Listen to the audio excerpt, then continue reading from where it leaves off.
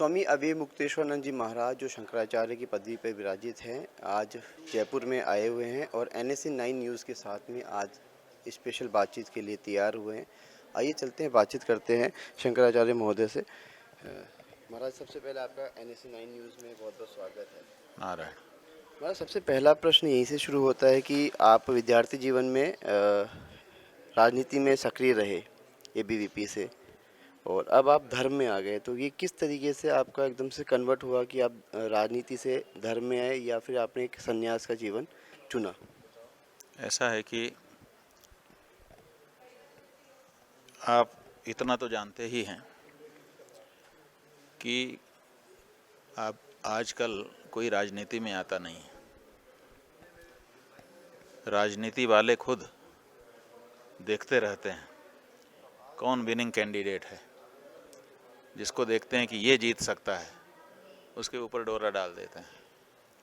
तो जब हम पढ़ रहे थे विश्वविद्यालय में, तो किन्हीं कारणों से छात्रों के बीच में हमारे बारे में अच्छी राय थी। जब चुनाव आया तो इन लोगों ने देखा कि हमारा कोई व्यक्ति जीत नहीं रहा है, अगर हो जाए हमारे कैंडिडेट तो हम जीत जाएंगे। तो उन्होंने प्रयास किया। हमने ये कहा कि हम चुनाव का प्रचार नहीं करेंगे और किसी के चरण नहीं छुएंगे, रिक्वेस्ट नहीं करेंगे। अगर हमारा सम्मान सुरक्षित रहे तो आप लोग देख लीजिए। उन्होंने हमारी शर्त मान ली और कहा कि आपको केवल नामांकन करने के लिए आना है, और जो एक क्वालिफाइंग स्पीच होती है यूनिवर्सिटी के कैंपस में वो देनी है, उसके अलावा बाकी हम लोग संभालेंगे। तो फिर हमने वो दोनों काम कर दिया और उन लोगों ने अपना बाकी काम किया होगा, उन्होंने हमको जिता दिया। तो कहने का मतलब हमारा ये है कि हम राजनीति में नहीं थे, हम तो पढ़ लिख रहे थे। हम जहाँ हैं वहीं पहले से थे। जिस समय हम पढ़ रहे थे उस समय भी हम मठ में ही थे, तो इसलिए वो कोई बात नहीं थी। हम जहाँ थे वहीं अभी भी बने हैं, तब भी थे। नेतृत्व के कुछ गुण रहे होंगे, लोगों ने पसंद किया होगा, चुन लिया उन्होंने। हमने उनके लिए जो हमसे हो सकता था किया। लेकिन महाराज, अब आप सन्यासी जीवन में हैं और धर्म की रक्षा के लिए, संस्कृति की रक्षा के लिए अब आपने पूरा बीड़ा उठाया हुआ है, तो बेसिकली हमारे दर्शकों को ये बता दीजिए कि बेसिकली धर्म क्या है और संस्कृति की रक्षा किस तरीके से हो सकती है?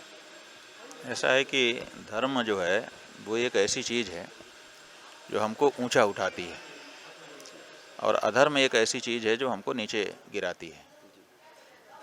हमारे सबके मन में स्वभाव हम लोगों का है, एक वृत्ति है हमारे मन में स्वाभाविक कि हम ऊंचा उठना चाहते हैं, नीचे गिरना नहीं चाहते। इसलिए धर्म में हम सबकी स्वाभाविक प्रीति रहती है, सब लोग धर्माचरण करना चाहते हैं। अब कुछ लोग ऐसे हैं जिनका मन अधर्म के प्रति भी आकृष्ट होता है, लेकिन वो भी छुप करके अधर्म करते हैं। प्रकट में वो भी अपने आप को धार्मिक ही दिखाना चाहते हैं, क्योंकि वो सोचते हैं कि पारलौकिक रूप से तो हमारा बिगड़ ही गया, लेकिन लौकिक रूप से कम हम धोखा देके ही धार्मिक बने रहें।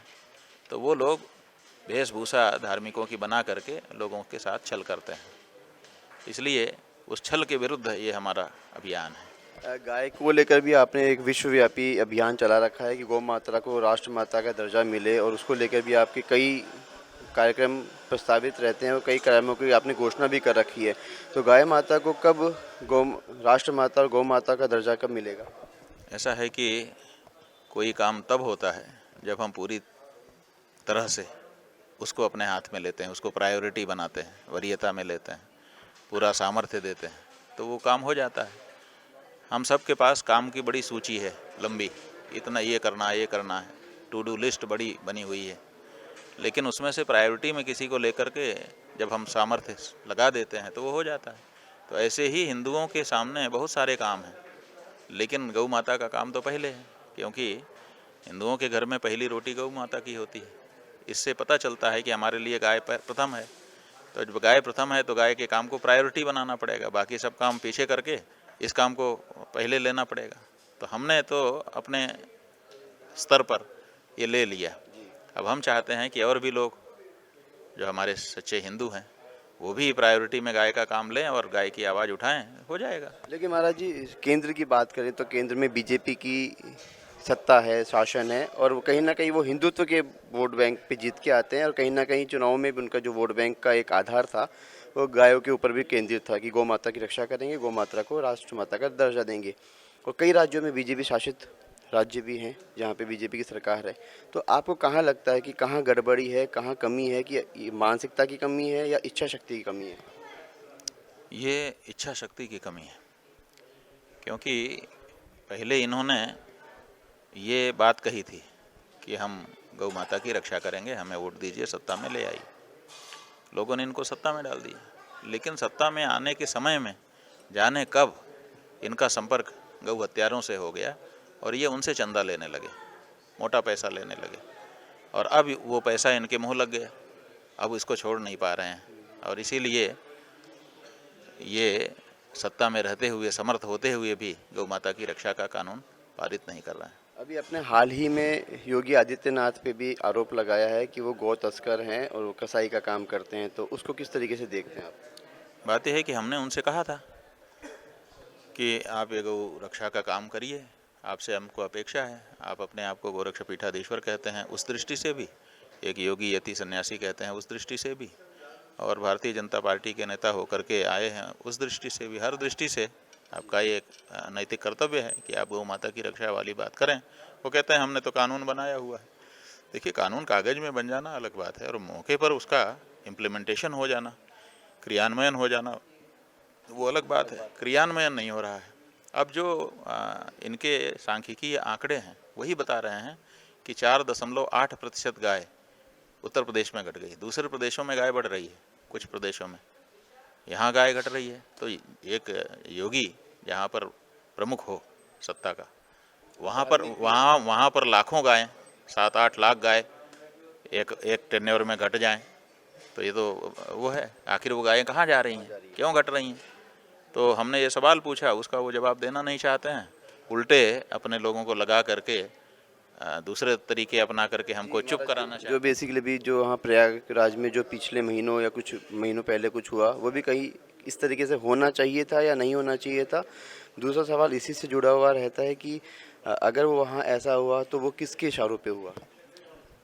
नहीं, इशारे की बात तो पहले थी, लोग अनुमान लगा रहे थे कि कौन हो सकता है। वो तो उन्होंने तय कर दिया। देखिए, जो कुछ हुआ वो गलत था, पूरे देश ने कहा कि गलत हुआ, उनकी पार्टी के लोगों ने तक भी कहा कि गलत हुआ, लेकिन उन्होंने किसी पुलिस वाले पर, किसी जिम्मेदार व्यक्ति पर कोई कार्यवाही नहीं की, कोई जांच नहीं बैठाई, कोई जवाब तलब नहीं किया, और बाद में विधानसभा में खड़े होकर के स्वयं ऐसे शब्द कहे जिससे ये प्रमाणित हो गया कि वो उन्हीं के अनुसार हो रहा था जो कुछ हो रहा था। जो जिस तरीके से मंच पर मुखर रूप से वो हिंदुत्व की बात करते हैं, सनातन की बात करते हैं, गौ रक्षा की बात करते हैं, तो कहीं ना कहीं जब आधारभूत जब आंकड़ों में आप कह रहे हैं कि गिरावट आती है या जब स्थिति बिल्कुल इतर लगती है, अलग लगती है, तो कहीं आपको ऐसा नहीं लगता कि कथनी और करनी में बहुत ज़्यादा फासला है?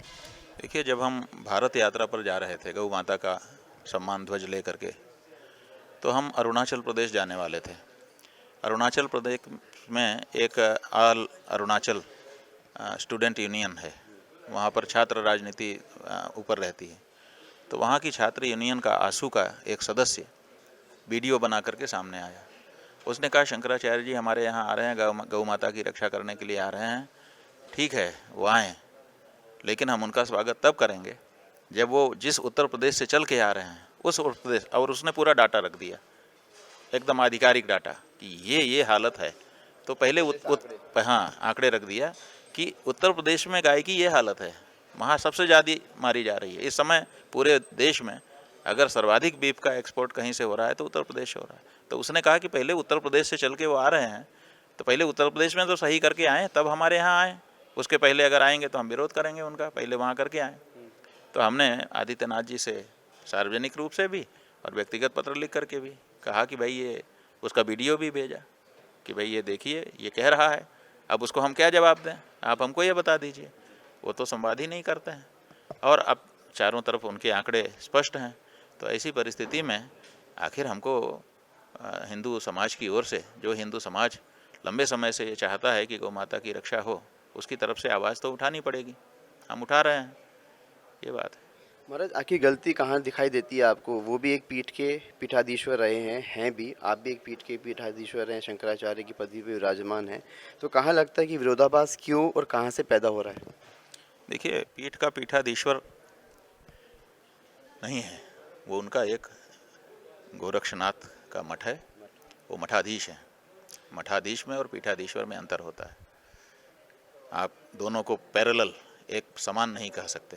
इस हिसाब से पीठाधीश्वर बड़ा हुआ और मठाधीश छोटा हुआ। हिंदू समाज में जो हायरार्की है, उस हायरार्की में बराबरी नहीं है, पहली बात।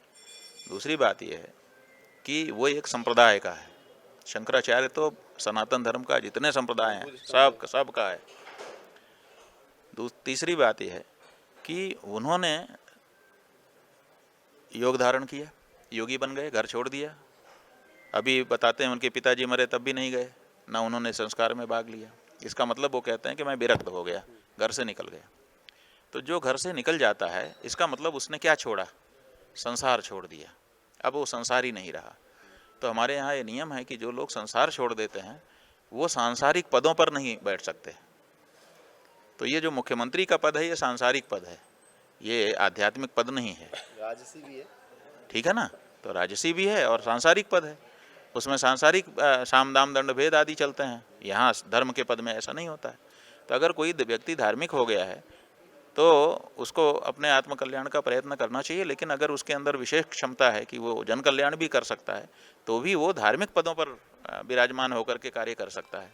तो इन्होंने धार्मिक पद अपना लिया, गोरक्षनाथ मठ के महंत हो गए, वो भी ठीक है। लेकिन फिर वहाँ से लौट करके फिर संसार का पद कैसे धारण कर लिया? जो गोरख पंथ है, उस गोरख पंथ में और हमारे धर्मशास्त्रों में भी साफ बताया गया है कि राजा जो है अपना राज छोड़ करके योगी हो सकता है, लेकिन योगी अपना योग छोड़ करके राजा नहीं हो सकता है। ये नहीं संभव नहीं है। तो उन्होंने एक तरह से जो गोरक्षनाथ के पंथ के सिद्धांत थे, उन सिद्धांतों को तोड़ दिया और तोड़ करके वो मुख्यमंत्री के पद पर आकर के बैठ गए। अब वो बैठे हुए हैं और निरंतर बैठे हुए हैं। आप बताइए कि जो मुख्यमंत्री का पद है वो भी 24 घंटे का पद है, क्योंकि रहने के लिए जगह, खाने के लिए या वाहन, सब कुछ वहाँ पर है। तो सुविधा जहाँ सारी होती है, इसका मतलब वो 24 घंटे का पद होता है। माने हमने आपको नियुक्त किया, अगर हम 12 घंटे 8 घंटे के लिए रखे हैं तो केवल वेतन देंगे, लेकिन अगर हम कहते हैं कि तुमको सोना है यहीं सो जाओ, खाना है यहीं खा, रहना है यहीं रहो, सब व्यवस्था आपको दे रहे हैं, इसका मतलब हम चाहते हैं कि 24 घंटा आप हमारे पास रहो। तो जो मुख्यमंत्री का पद है वो 24 घंटे का पद है। हमने संविधान में भी देखा, इनके नियमावली में भी देखा, उसमें भी बताया कि 24 घंटे का पद है। तो जब मुख्यमंत्री का पद 24 घंटे का पद है तो महंती कब करते हैं? ये 9 साल हो गए इनको मुख्यमंत्री बने, महंती कब किया इन्होंने? इसका मतलब कि महंती का पद ज़बरदस्ती लिए हुए हैं, कर रहे हैं मुख्यमंत्री। तो एक तरफ ये, उधर महंती का जो पद है वो भी 24 घंटे का है, उसमें भी ये सब सुविधा मिली हुई है। वो भी 24 घंटे का काम था कि अपने पंथ को बढ़ाओ आगे। तो आपने 2 पद 24 घंटे के एक आदमी ने ले रखे हैं, कैसे ले सकता है? और दूसरे साधु संत जो हैं वो कभी नौकर नहीं हो सकते, सैलरी पेड नहीं हो सकते, तनख्वाह लेकर के वेतन लेके काम नहीं कर सकते। अब ये मुख्यमंत्री के रूप में वेतन ले रहे हैं, भत्ता ले रहे हैं। तो ये साधु संतों की जो रीति नीति है उसको भी चोट पहुंचा रहे हैं, गोरखनाथ जी के पंथ का जो सिद्धांत है उसको भी चोट पहुंचा रहे हैं, और एक मुख्यमंत्री के रूप में जो कर रहे हैं वो आपके सामने है। सबसे बड़ी बात यह है कि जब कोई व्यक्ति साधु संत बनता है, चाहे किसी संप्रदाय में बन जाए, अहिंसक होना पड़ता है उसको। सन्यासी जो है हिंसा नहीं कर सकता। तो आप देखिए इनके प्रदेश में जितने भी कत्ल खाने खुले हैं, करोड़ों पशु काटे जा रहे हैं, उसमें गाय भी है और बाकी सब भी हैं। ये कहते हैं कि गाय उसमें नहीं काटी जाती है, ऐसा कहते हैं, हालांकि जब जब कंटेनर पकड़े गए हैं लेबोरेटरी में निकल के आ गया है। एक सेकंड के लिए, एक क्षण के लिए अगर मान भी लें कि इनकी बात सही है कि गाय नहीं काट, लेकिन बाकी तो पशु काटे जा रहे हैं, तो एक सन्यासी किसी भी पशु को काट करके उसका मांस बेचने की अनुमति अपने हस्ताक्षर से कैसे दे सकता है? और अगर वो दे रहा है तो क्या वो योगी सन्यासी है? क्या ये प्रश्न धार्मिक नहीं है? क्या इस पर विचार नहीं होना चाहिए? तो ये सब प्रश्न हमने उनके सामने उठाए, लेकिन वो तो किसी चीज़ का जवाब देने को तैयार नहीं है, बल्कि अपने लोगों को लगा करके कहीं ये लांछन, कहीं वो लांछन, कहीं ये धमकी, कहीं वो धमकी, ये सब करवा रहे हैं। धमकी से आपने कहा कि जिस तरीके से आप मुखर रूप से हर जगह ये बातें बोलते हैं, तो कहीं ना कहीं स्वामी अविमुक्तेश्वरानंद जी को कहीं ना कहीं डर या कहीं भय नहीं लगता कि एक बहुत बड़ा सिंडिकेट है, वो सिंडिकेट उनके पीछे पड़ेगा और उस सिंडिकेट के जो कार्य होंगे वो कहीं ना कहीं आपके प्रति अ, गलत तरीके से होंगे? अब आप बताओ, आप हमसे प्रश्न पूछ रहे हैं, हमको थोड़ा आश्चर्य हो रहा है।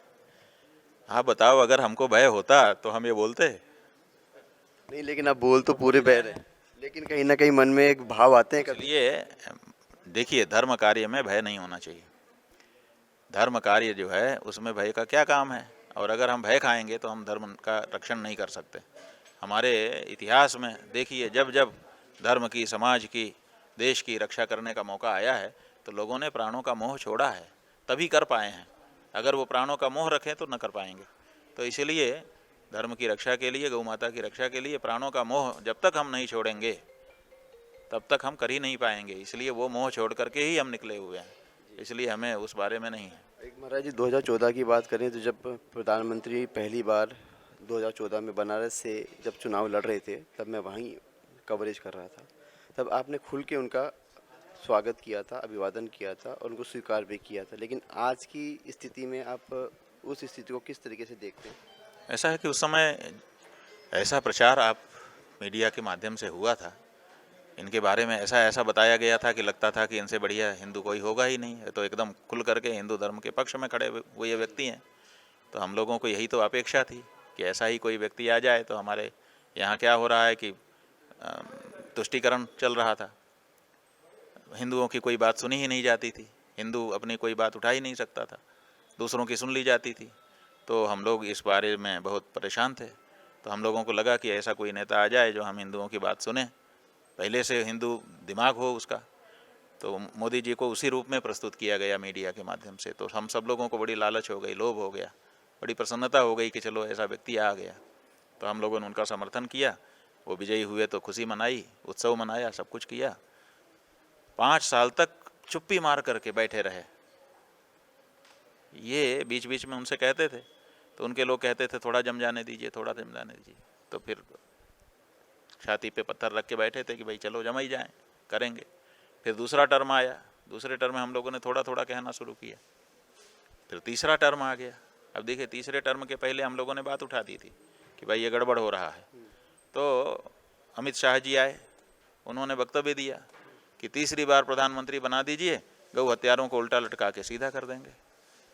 तो चलो, उतने मन से तो नहीं, लेकिन खुइस्तान के बन ही गए। अब तीसरी बार बन गए, उसके बाद भी उल्टा लटका के सीधा नहीं कर रहे हैं। अभी तक किसी एक को उल्टा लटका के सीधा किया वो तो बताओ। ये चक्कर है। राम इसलिए जो आशा थी वो घोर निराशा में बदल गई। ऐसा लगा कि हमें छला गया। अब 2 ही लोग दिखाई देते हैं, एक मीडिया दिखाई देता है कि मीडिया ने छल किया हम लोगों के साथ, सही विश्लेषण नहीं किया। दूसरे वो दिखाई देते हैं। तो अब मीडिया जो है उस पर क्या गुस्सा करें, क्योंकि वो तो अपने अस्तित्व की लड़ाई लड़ रहा है, इसलिए फिर उनके ऊपर गुस्सा आता है। अब गुस्सा अगर आता है तो वो लोग उसको बुरा मानते हैं। बुरा क्यों मानते हो भैया? तुमने आशा दिलाई थी, अब आशा आपने तोड़ी है तो गुस्सा भी नहीं झेलोगे। तो अब वो कहते हैं नहीं, जबरा मारे रोने भी ना दे, है ना। उनका ये कहना है कि हम मारेंगे, आप रो भी नहीं सकते, तो कम से कम हमको आपकी ऐसी मन का क्षोभ तो प्रकट करने दो। कभी आपकी बातचीत हुई है मोदी जी से और आपने कभी अपने मन के भाव उनसे व्यक्त किए? बात यह है कि हम तो चाहते थे, जो 12 साल उनके बीते हैं प्रधानमंत्री के रूप में, उसमें 5 बार हमने उनको पत्र लिखा है अलग अलग समय में कि भाई, कभी गंगा जी के बारे में, पहले हम लोग गंगा जी की बात कर रहे थे, उस समय गंगा जी के बारे में बातें थी, उसके बाद गौ माता की बात थी, लेकिन आज तक तो उन्होंने समय हमको नहीं दिया है। अब तो हम आशा भी नहीं करते हैं।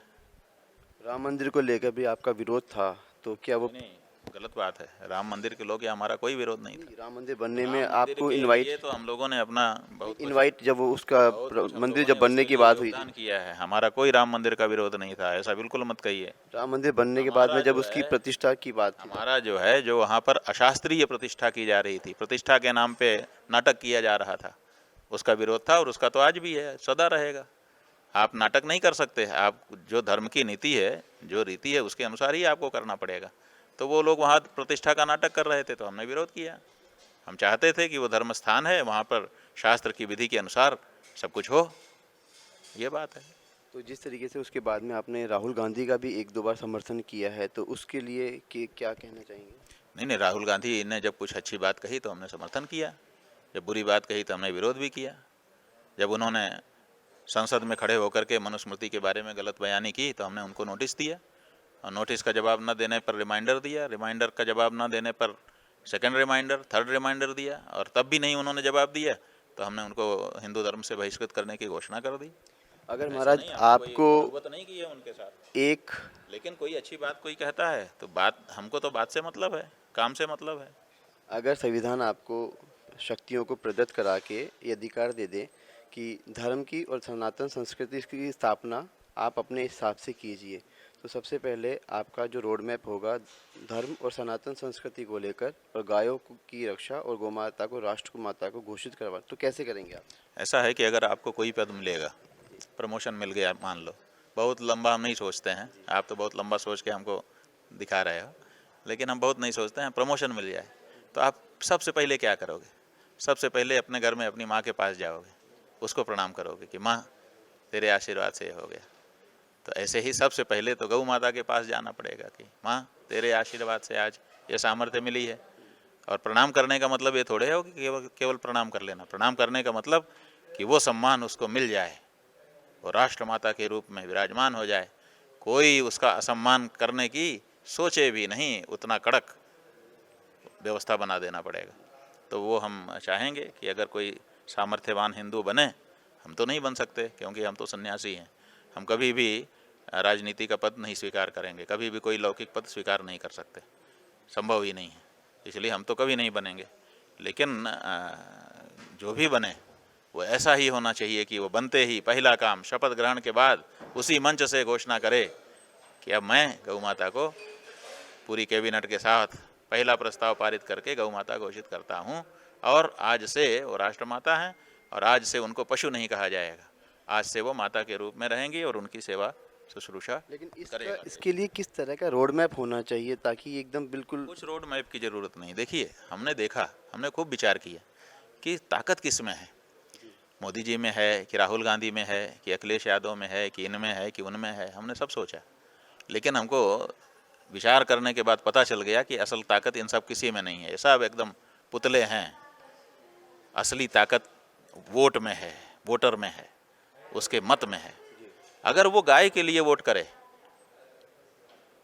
तो ये सब या तो बदल जाएंगे, इनका विचार परिवर्तन हो जाएगा, सब गौ भक्त हो जाएंगे, और या तो ये हट जाएंगे, जो असली गौ भक्त हैं वो सामने आकर के वो संसद और विधानसभा में चले जाएंगे। तो अब हमारा ये कहना है कि कौन बचाएगा गौ माता? हम मतदाता, गौ मतदाता बनिए, गौ मतदाता ही अब गाय को बचा सकता है अंतिम, और अब कोई बचाएगा नहीं। तो फिर आपकी प्रतिनिधि आने वाले चुनाव में हिस्सा भी लेंगे? इसीलिए हम गौ माता के लिए वोटर तैयार कर रहे हैं। देखिए, हमारे प्रतिनिधि नहीं, हमने बताया ना, हम राजनीति नहीं कर सकते। अभी देखिए, आज हमारे पास एक संदेश आया है, अभी बातचीत पूरी हो जाए तो हम दिखाएंगे, आप उसको इसमें शामिल कर दीजिएगा। केरल से, केरल में एक व्यक्ति हैं, उन्होंने हमको आज संदेश भेजा, वहाँ मतदान हो रहा है। उन्होंने कहा कि आपके बताए गए अनुसार कि हम गाय को ही मतदान करेंगे, गाय के प्रत्याशी को ही संकल्पित थे। यहाँ पर जितने लोग खड़े हैं सबके पास हम गए कि क्या आप गाय के लिए खड़े होने को तैयार हैं, क्या आप गाय के लिए खड़े होंगे? वहाँ जितने प्रत्याशी उनके क्षेत्र में लड़ रहे हैं, किसी ने गाय के पक्ष में अच्छी बात नहीं कही। तो उन्होंने हमको लिखा है कि हम बहुत निराश हो गए, और फिर हम घर में आए, घर के लोगों से हमने सलाह किया, और 6 वोट थे हमारे, हमने 6 के 6 नोटा पे दे करके अभी आए हैं। इसका मतलब है कि गाय के लिए वोट लेकर के वोटर अब बैठ रहा है कि मेरा वोट ले लो कोई गाय की रक्षा करने के लिए, ठीक है। तो अब गाय का वोट लेने के लिए कोई था ही नहीं, तो नोटा दब गया। अगर वहाँ कोई होता तो 6 वोट उसको मिलते ना, और एक एक वोट बहुत कीमती होता है। आज 6 है, कल 600 होगा, 6000 होगा, 6 लाख हो जाएगा। तो इसलिए अब गाय का वोट इस देश में होने लगा, जो अगर कोई नहीं लेता है तो नोटा में चला जाता है, किसी को मिलता नहीं है। ये जो बात है उस केरल के व्यक्ति ने, उस परिवार ने, हम तो अभिनंदन कर रहे हैं आपके माध्यम से उसका, कि उसने ये राह दिखा दी कि गाय का वोट पक्का होना चाहिए। तो अब गाय का वोट गाय के लोगों को मिलेगा। आप नेतागण अगर आप पलटना चाहते हो तो गाय के होकर के पलट जाओ, सींग पूछ लगा के आओ बछड़ा बन के, ताकि गाय का वोट आपको दें, और नहीं तो फिर हम नए लोगों को देंगे, और जिसको वोट देंगे वही संसद और विधानसभा में जाएगा, ये तो तय है।